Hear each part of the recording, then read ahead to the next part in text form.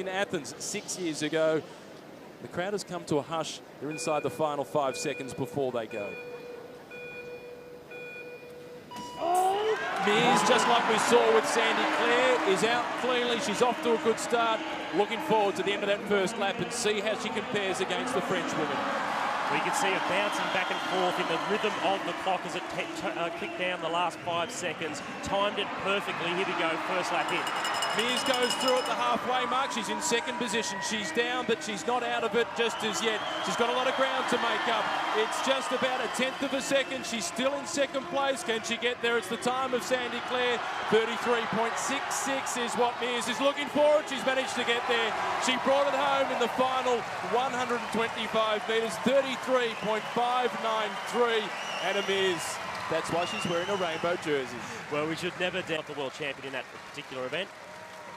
So she'll have to already think about the next event she has. Anna, unbelievable. You gave me goosebumps. You like this track, don't you? Yeah, I love this track. It's good to me. Every time I come here, I'm able to produce some great performances and great times. And I think it makes a big difference to have a great crowd spurring me on as well. It is the pursuit final over 4,000 metres, Australia versus Russia. Bobridge about to get the Australians underway. Away smoothly, and the reason he's got the responsibility to get the Australians started is because of his strong performances in the individual pursuit. Cameron Meyer slots into last position. The Russians are away smoothly, and at that first time check, I know it's only the first 125 metres, Bobridge has got the Australians away by, it's at more than 3 seconds the gap between the Australians and the Russian quartet, and we're starting to see Lee Howard showing a few signs of fatigue at the back of the group for the Australian team. He's only just holding on, and now he's dropped off. They're down to 3. It's looking a little bit rattled, the Australians, but we see Cameron Meyer comfortably gets back onto the wheel. Well, Cameron Meyer perhaps didn't hear the call. What happens there is as a rider goes off the back, he screams as loud as he possibly can. The number 3, just to let the other riders know, you're down to 3 guys now, and then they can change the actual turn, the change when they swing up the track. They can shorten it so they can quickly get... Stops on the 3rd rider across the line, but the bell sounds for the Australians. They're going to do this comfortably. We can enjoy the final lap. They've got the Russians within their sight. It's Bobridge, Meyer, and it's Hepburn, and it is an extraordinary time. It is 3:56.913. It's the fastest time ever ridden on Australian soil. Well, that is a clear message to the Great Britain team, of course the Russians as well. We'll expect them to improve over the next year and a half, but it's really the message they want to set out to the Great Britain team. Jack, unbelievable ride by you guys. It's the quickest time ridden by any nation on Australian soil.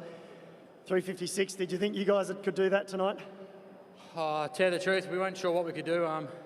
Coming from last week, you know, it was a bit rusty legs, but tonight we knew we were good for at least a 58, but to see 56 on the board is absolutely fantastic. I think it also comes down to the crowd who's got behind us so well tonight. All you can hear is everyone screaming. You can hardly hear yourself think. So thanks a lot to everyone and the team, the boys, just unbelievable effort, and it paid off once again, and just shows we're on the road to London.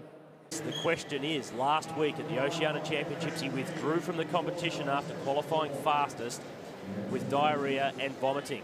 Has you fully recovered from that? Of course, you can come back out here this week and go really fast and do a good qualifying time, but can you keep backing up effort after effort, race after race? He's now into the final round, and he has to be going pretty much as fast as he was. And try and use the banking for momentum. Kenny does the same. He's looking underneath the armpits. He's waiting for Perkins to come at him, and Perkins is starting to come now. Kenny is down the bottom of the track. He's got the inside running, but has Perkins got enough momentum as he comes around the outside? It'll be Kenny on the inside or Perkins on the outside. It's going to be Shane Perkins that gets there with the qualifying. Forget about the other rounds that he's had to go through. It all comes down to this one do-or-die battle. But I tell you what, Matt, I'm feeling pretty nervous knowing that he was very ill last week. And this is a lot of racing he's had to do with the team sprint as well. I'm not sure if he can do it. He has given him plenty of distance once again. This is the race for the gold medal. It's Perkins versus Kenny. Perkins has got a bit of a gap. He takes one last look across the shoulder. They head down the back straight. Kenny is starting to close in, but he could be running out of distance. But Perkins is running out of petrol. It's going to be tight on the line. Perkins has held on. He gets the gold medal. He timed the run to perfection. He goes out the winner. Well, that was a big effort from Shane Perkins. I'm sure he was wondering where Kenny was. He gave him too much time to get a breath. Shane, gee, tell you what a sprint final we've had. He really threw it to you in the second one. Did it rattle you? Oh, look, you know, my legs are good here, and I started to cramp up a bit in that second one, but, you know, I got a rub down from Birdie, which was great, and got my legs back in it and got my head in it, and went out there confident that, you know, I could leave it all out on the track, and that's what I did. And, you know, the home crowd helps. I guess it brings the energy levels up, so really happy and really proud of that I come back.